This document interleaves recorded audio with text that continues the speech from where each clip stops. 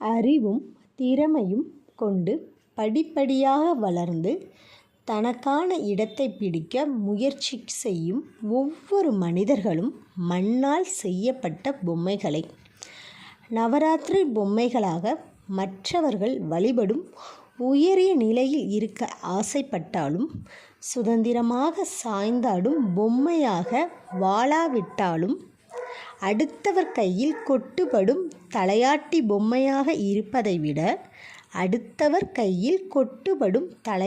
பொம்மையாக இருப்பதை விட தன் நிலையை மாற்றி மீண்டும் மண்ணாய் மாறி படிப்படியாக உயரம் அடையும் அனைத்து தன்னம்பிக்கை மனிதர்களும் வருமானத்தை தாண்டி தன்மானம் கொண்ட